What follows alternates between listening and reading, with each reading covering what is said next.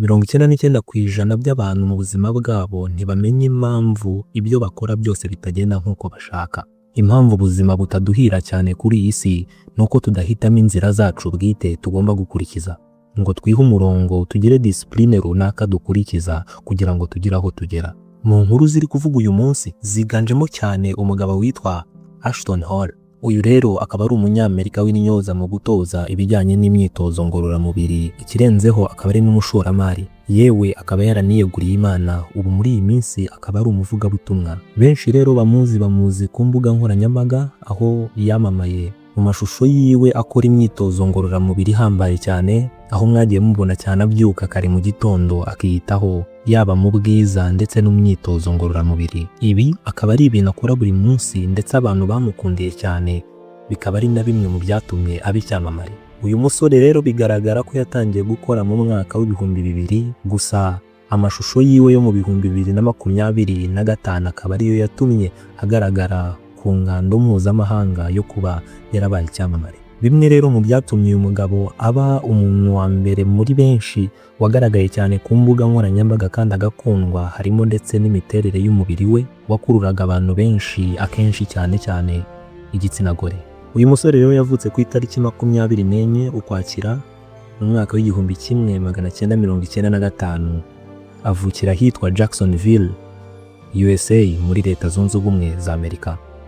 Mu mateka ye rero bavuga ko akiri muto yari afite inzozi zo kuzaba umukinnyi wabigize umwuga mu cyo twita American Football. Ibi akaba yarabigerageje kubikora mu mashuri atandukanye, akaba yarabikunze cyane ubwo yigaga muri Arkansas State University, ubwo yakiniraga ikipe y'ishuri akina ku mwanya wa running back. Uyu musore rero yitwaraga neza muri uyu mukino, nubwo nyine bitigeze bimukundira, ntiyabasha kugera ku rwego rw'ababigize umwuga. Nyuma y'uko rero ibyo yashakaga kugeraho bidakunze, abandi bantu bose muri ubu buzima yacitse intege, ndetse n'imyitozo ngororamubiri yajyaga akora yaje kuyireka, bituma byibuha bikabije. Rimwe na rimwe rero yahuraga n'abantu bari bamuzi akina, bakajya bamutarama bamuseka kubera ko yari yarabyibushye cyane. Muri ibyo bihe rero nibwo yarwanaga n'ubuzima, akora imirimo itandukanye kugira ngo abashe kubona amaramuko. Uyu mugabo bivuga ko yigeze kubaho umukarani, akora akazi ko gutwara imizigo. Nyuma yaje gukora mu nzu z'imyitozo ngororamubiri azirindira umutekano as a security guard. Ibi rero ubwo yabonaga abantu benshi, nawe yaje kugira igitekerezo cyo kubaka umubiri bihoraho, ndetse yongera kugira n'ikindi igitekerezo cyo gutoza abantu gusigasira ubuzima buzira umuze bifashishije siporo, cyane ko yari azi ibijyanye na siporo cyane nuko yari yarabyetse. Mu gihe cya COVID-19 akazi ke yaje kukabura, nk'uko n'ubundi abandi bantu benshi bagiye batakaza akazi, ariko ubwo yari ari mu gitanda yaje gutekereza ati niki nakora nkanjye ubwanjye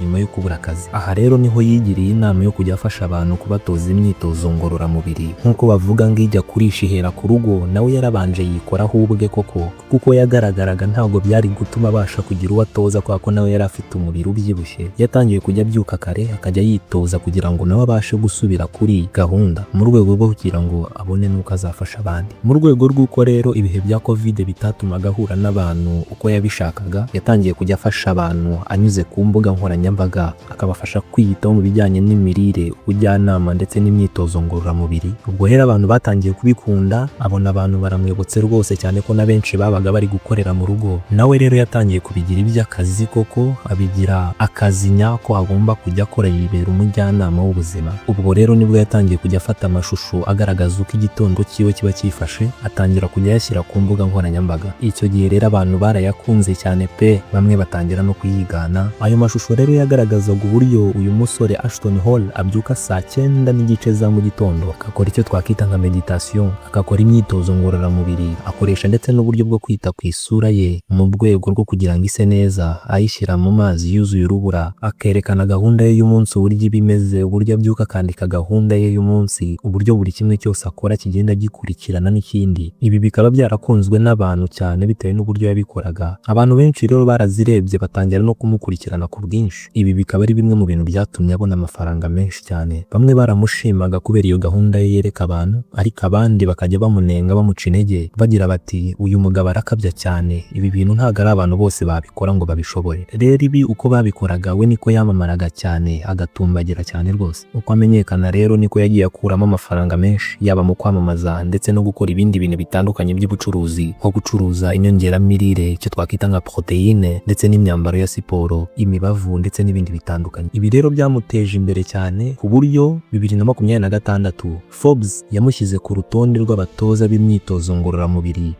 binjiza agatubutse ku rwego mpuzamahanga.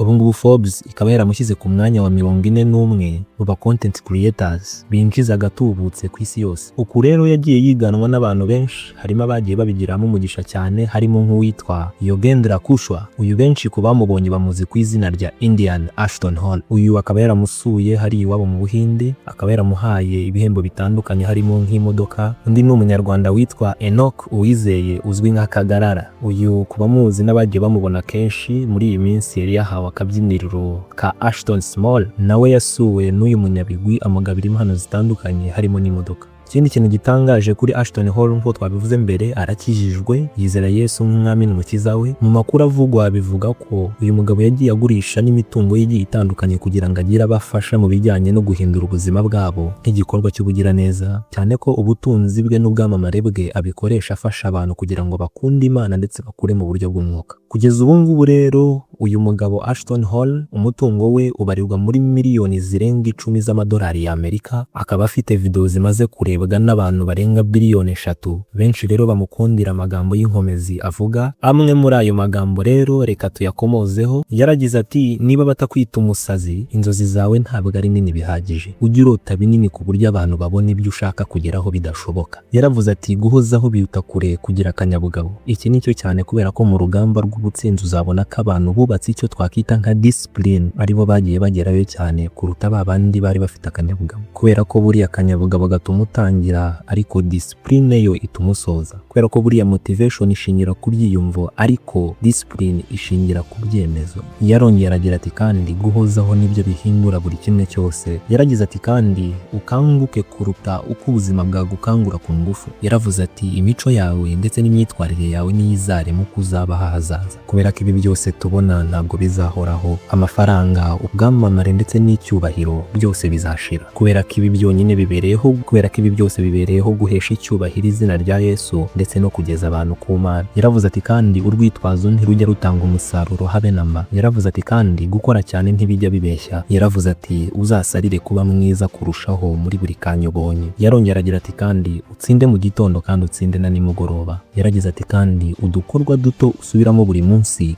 nitwo tuguhinduriye ihangane, kubera ko buriya umubiri wawe no gusobanura imyitwarire yawe, kubera ko umuntu ujagaraye bisanzwe mu buryo bw'umubiri n'imitekerereze yiwe ibijagaraye. Yaragize ati, kandi gutengamara n'umwanzi wo gukura. Mu magambo yose rero uyu musore Ashton Hall yavuze reka tuyasoreze kuri iri ngiri. Intsinzi itangirirana n'ibintu ukora mu buryo buhoraho, kandi ni wowe ufite ububasha wowe wifuza kuba we. Nguyu rero Ashton Hall, nizere ko hari icyo mwigiyeho. Aya magambo rero wayakunze, kanda subscribe kugira tujye dukomeza kubana no mu bindi biganiro bigenda bikurikira. Njye wumvaga nitwa Gedeon. Niba utadukurikira ushobora kutazongera kutubona ukundi. Naho